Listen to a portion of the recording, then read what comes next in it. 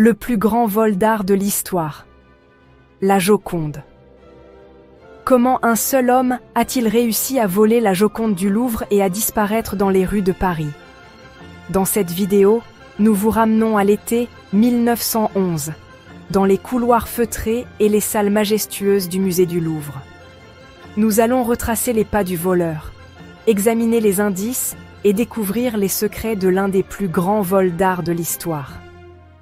Du déguisement ingénieux du voleur à la révélation choquante de la façon dont il s'en est tiré si longtemps, restez à l'écoute jusqu'à la fin pour découvrir l'histoire complète de la disparition de la Joconde. Vous manquez de temps? Pas de problème.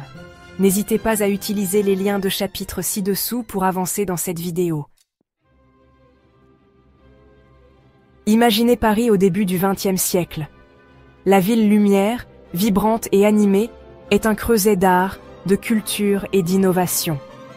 Au cœur de cette métropole florissante se trouve le musée du Louvre, gardien de certains des plus grands chefs-d'œuvre du monde, dont la Joconde.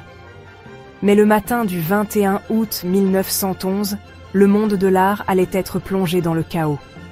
La Joconde, l'œuvre d'art la plus célèbre du Louvre, avait disparu. La nouvelle du vol s'est répandue comme une traînée de poudre dans tout Paris, puis dans le monde entier. Les journaux ont publié des articles en première page, les télégraphes ont crépité et le monde de l'art était en émoi. Au fur et à mesure que la police enquêtait sur le vol, des détails ont commencé à émerger sur le modus operandi du voleur. Le voleur, que l'on découvrira plus tard être Vincenzo Perugia, était un ouvrier italien qui avait déjà travaillé au Louvre. Il connaissait bien le musée, ses recoins cachés et ses routines de sécurité, ce qui lui a permis de planifier son audacieux cambriolage. Le dimanche matin du vol, Perugia est entré au Louvre comme n'importe autre visiteur, se fondant dans la foule. Mais sous ses vêtements ordinaires, il cachait une blouse blanche, comme celle que portèrent les ouvriers du musée.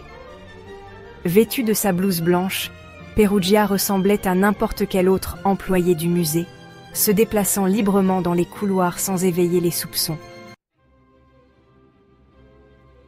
Avec le calme et la précision d'un professionnel chevronné, Perugia décrocha la Joconde du mur. Le tableau, plus petit qu'on ne l'imagine souvent, n'était protégé que par une vitrine et quelques vis. Il a ensuite emporté le tableau jusqu'à un escalier de service, retirant la toile de son cadre et la cachant sous sa blouse. Imaginez l'audace de cet acte. La tension palpable alors que Perugia descendait l'escalier, le chef-d'œuvre volé serré contre lui. Arrivé à une porte dérobée, Perugia rencontra un obstacle inattendu. La porte était fermée à clé. Un plombier, entendant du bruit, ouvrit la porte, pensant qu'il s'agissait d'un employé quittant le musée. Perugia passa devant le plombier, le tableau sous le bras, et sortit du Louvre, disparaissant dans les rues animées de Paris. La nouvelle du vol de la Joconde se répandit comme une traînée de poudre dans le monde entier, provoquant une onde de choc dans le monde de l'art et au-delà.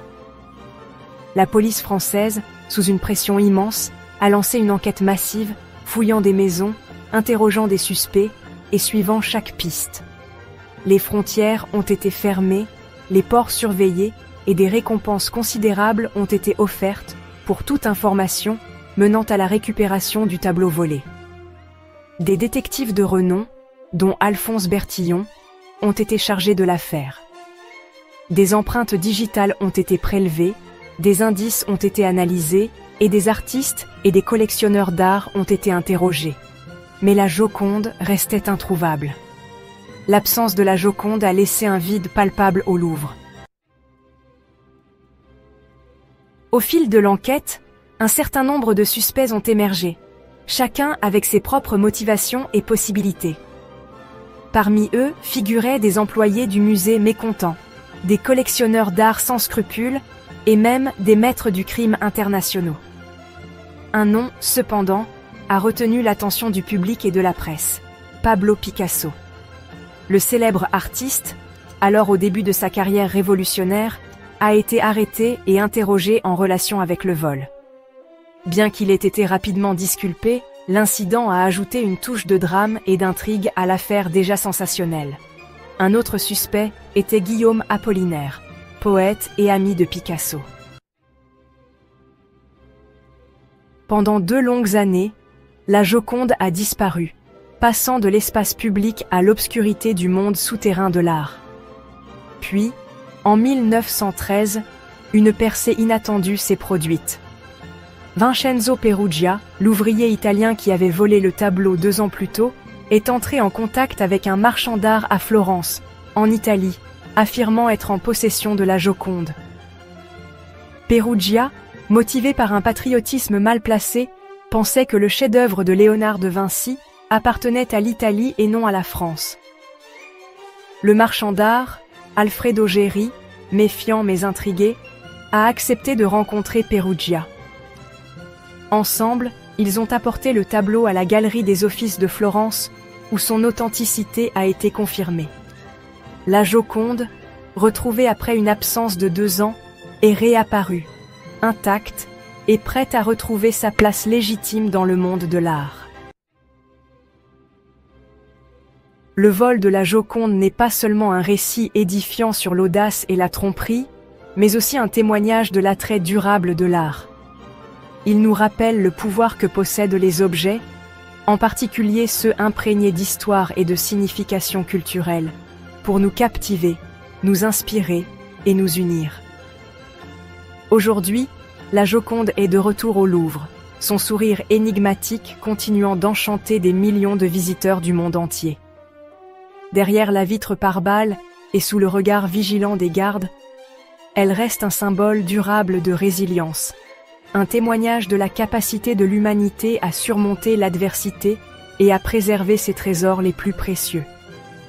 Et ainsi, du chaos et de l'incertitude du vol, a émergé une prise de conscience renouvelée de l'importance de l'art et de son pouvoir d'unir les cultures et les générations. La Joconde, autrefois perdue et retrouvée, nous rappelle la fragilité de notre patrimoine et l'importance de le protéger pour les générations à venir.